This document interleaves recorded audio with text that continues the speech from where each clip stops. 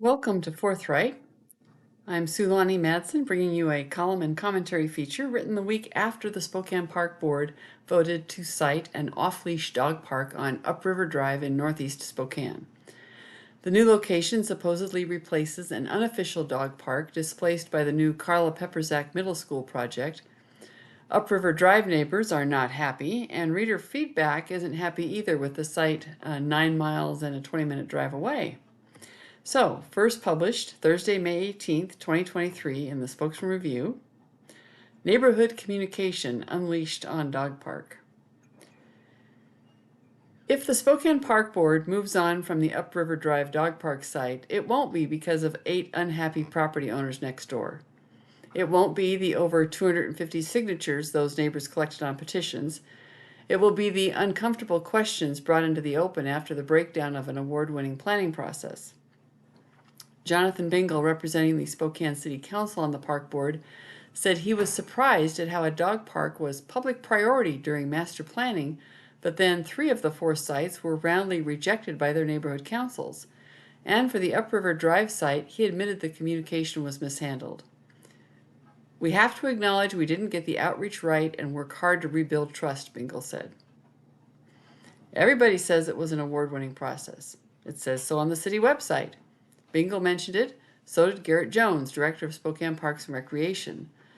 The park master planning outreach was recognized for, quote, "how we reached out to citizens. We went to them rather than them coming to us," Jones said. He pointed to workshops, surveys, and presentations to neighborhood councils. Except the neighborhood councils don't extend outside the city, and most of the neighbors along the park boundary live in the county. Ignoring them may have been procedurally rational, but it's not very neighborly. While the Upriver Drive site is in the Chief Gary Park neighborhood, the Parks Department reached out to the adjacent Minnehaha Neighborhood Council. The idea for new development was received enthusiastically in a northeast Spokane neighborhood that often feels neglected. They have also felt the sting of being blindsided by city-driven projects, according to Chair Shannon Ben. Ben said, "We were very, very specific in our questioning. We asked if the people living in the gray house and the people beyond had been talked to. Had we been told the truth, we would have withheld our letter of support. Now we're the bad neighbors because we said okay." Jim and Sherry Carlson live in that gray house. To the east is the Shields Park parking lot, to the west a natural area with lots of wildlife. Less than 2 weeks before the May 11th vote, they learned from a TV news reporter about the city's plans for their little slice of heaven. They contacted their county-dwelling neighbors and started making noise. Detailed emails were sent to city councilors, county commissioners, and media. Jones sat down with some of the group. They left that meeting with the impression that it had been their responsibility to check for notices. They turned up at the park board meeting May 11th to object, and the board voted, as planned, on the resolution to move forward with design, amended by Bingle in an attempt at reassurance that their concerns would be considered and mitigated during design. The neighbors were not reassured when they gathered at the park the following Saturday morning. It's a beautiful urban conservation area. Understandably, the neighbors aren't thrilled at the prospect of living next to 6-foot cyclone fences instead of watching deer bedding down their fawns in a meadow. City water and sewer are not available. They're concerned about their wells and the impact of concentrated dog feces and urine on the aquifer. They are not reassured that the city's plans will address the homeless encampments and parking lot drug deals that their neighborhood is already dealing with. Airplanes taking off from Feltz Field just across the river repeatedly interrupted the conversation. FAA concerns were reported as a factor in the closure of Spokane County's Orchard Avenue Park last year, also in the Feltz Field Airport Overlay Zone. So why can this park expand to attract more people? Then the practice sessions started at the firing range, adding intermittent faux fireworks to the smorgasbord of sound. The wildlife and the neighbors' dogs have acclimated. Dog park visitors may not. But the uncomfortable questions go beyond disrupted privacy, public safety, and environmental impacts. It's the money, and whose money? According to the Memorandum of Understanding between the school district and the city, Jones said Spokane Public Schools committed to, quote, "whatever would adequately design and build a dog park that met our guidelines from a regional standpoint," end quote. He said there wasn't a number. The site was adopted as a zero-cost project to the Park Board. Well, utilities are a key siting consideration because, according to the city's guidelines, it would be challenging and costly to add all new utilities to a region that does not provide it currently, end quote, like the Upriver Drive site.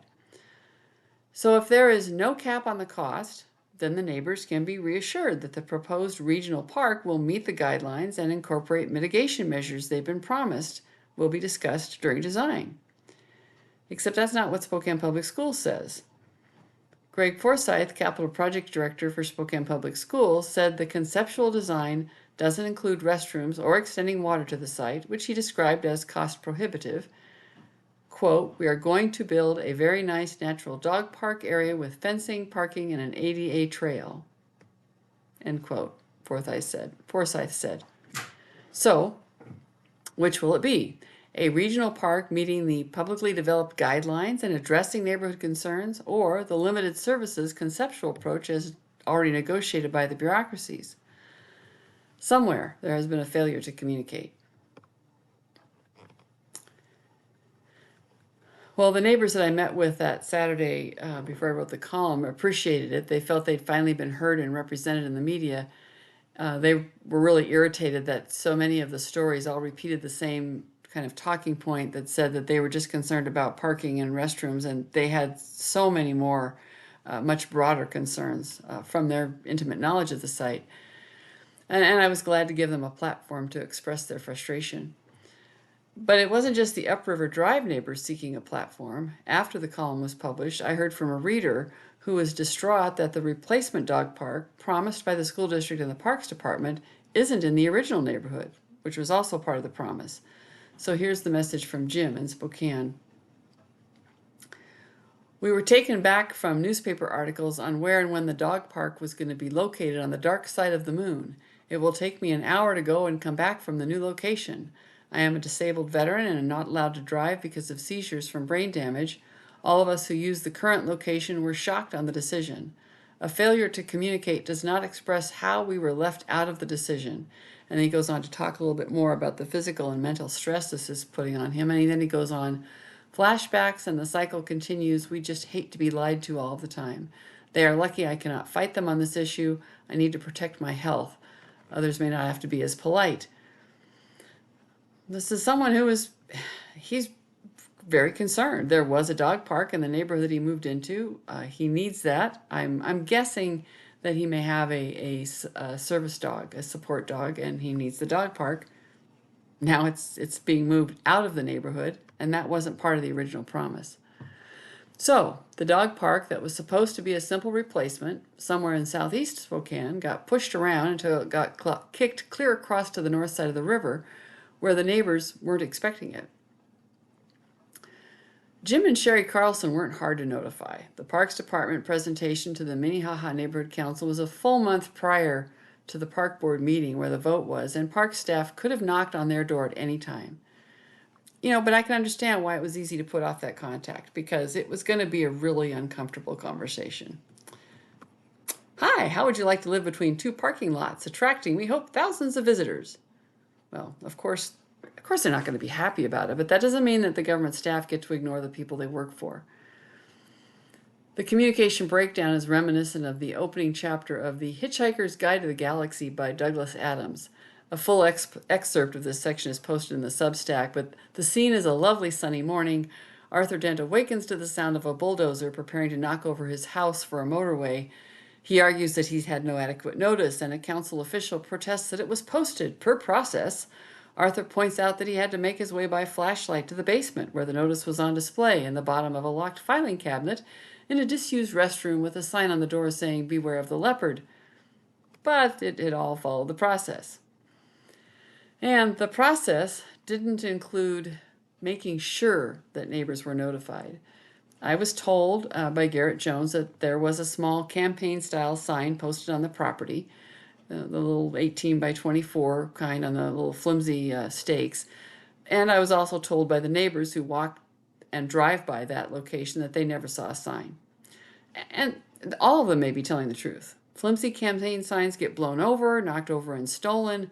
It may not have been big enough to really attract attention if you were driving by. And the process didn't require one of those big change of use signs that you see at a development just a little bit farther down on the other side of Shields Park, because it's just changing from park land to differently used park land. There's not really a change of use. And here's what else the process didn't include. The surveys and questions, the questions asked during the master planning were really focused on verifying desired amenities, which is fine, but not about citing those amenities. As one of the neighbors pointed out, nobody asked these people who were voting that they really wanted an off-leash dog park if they wanted it next to them. And thus, Bingle's observation is true. An off-leash dog park was a #1 priority. And yet the first 3 sites received heavy opposition because the neighbors didn't want a destination dog park next door. It's easy to be in favor of something good if you don't personally have to put up with the downsides. More critical for the Upriver Drive site, a challenge for the park board is going to have to address during the design, is the Feltzfield overlay zone. This little sliver of Upriver Drive on the north bank is part of the Chief Gary Park neighborhood, which is all on the south bank, because of that zone. Plains land on the field on the south bank as well as in the river. And so that little slice of Upriver Drive is included because it's part of that overlay. And the FAA is not known for making exceptions to rules about their crash zones. It will be interesting to see what they have to say when the city contacts them. The other problem is one of government planning that goes around the will of the residents. And Spokane has seen that in the relocation of high school football to downtown, abandoning Joe Albee Stadium. That was a deal made between the Facilities District and Spokane Public Schools in defiance of the vote that was taken. And now we have a deal showing up between the Parks Department and Spokane Public Schools. And I have to say, I had the column pretty much all written when I got the return call back from Greg Forsyth. I had to rewrite quite a bit because I was flabbergasted when to hear that there was indeed a number for the cost. There had been conversations substantive enough in conceptual design to come up with a relative cost of these different sites, meaning there's already a budget for the project, and meaning that all these gestures to the neighbors saying, oh, we have to pass this resolution so we can proceed with design and we can mitigate your concerns, those may be meaningless if they don't fit within the budget. Greg Forsyth said the school district was not planning to pay for the installation of a restroom facility. The park board could add that later. But the park board adopted this site as having no budget impact because all of the development would be paid for by the school district. Both of those positions cannot be true. Either the school district is on the hook with a blank check to pay for the mitigation that the Parks Department staff has been promising will happen during design, or the park board better be prepared to allocate money to cover the cost of this zero-cost site solution. We'll see which board budgets first on covering the final cost. Thank you for joining me for this edition of Forthright. Be sure to like and subscribe for notifications of new content.